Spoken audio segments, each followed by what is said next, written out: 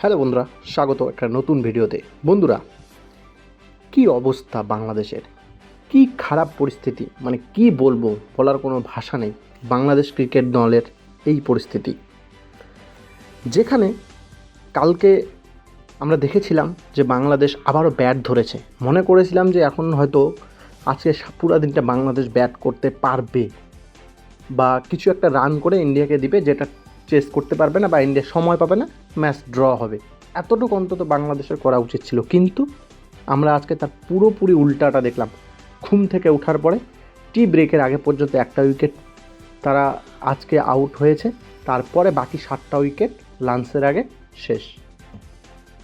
মাত্র 70-75 রানের মতো একটা রান টার্গেট করতে দিয়েছে ভারতকে, যেটা ভারত 13-14 ওভারের মধ্যে কমপ্লিট করে দিয়ে ম্যাচ জিতে নিয়ে বার হয়ে চলে গেল। কি বোঝা যাচ্ছে এর থেকে? বাংলাদেশ ক্রিকেট দল আর ইন্ডিয়ান ক্রিকেট দলের মধ্যে তফাৎ। যে ম্যাচ 99% ড্র হওয়ার কথা, সে ম্যাচ শেষমেশ বাংলাদেশ জিতে গেল। বাংলাদেশি প্লেয়ারদের ভারতের কাছ থেকে শিক্ষা নেওয়া উচিত।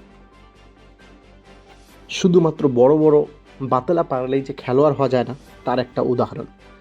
যেখানে বাংলাদেশ প্রথমে ব্যাট করে টোটাল তারা 233 রান সংগ্রহ করেছিল প্রথম ইনিংসে, সেখানে ইন্ডিয়া 9 উইকেট হারিয়ে 285 করে একটা 52 রানের মতো লিড নেয়।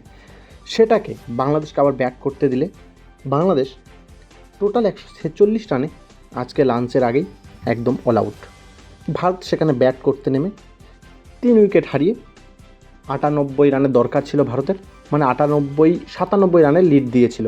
সে 97 রানকে চেস করে 98 রান করে বাংলাদেশকে হারিয়ে দ্বিতীয় টেস্ট 100% মতো জিতে গেল ইন্ডিয়া, এবং টেস্ট চ্যাম্পিয়নশিপ যে ফাইনাল, সেখানে তাদের জায়গাটা আরও বেশি স্ট্রং হয়ে গেল।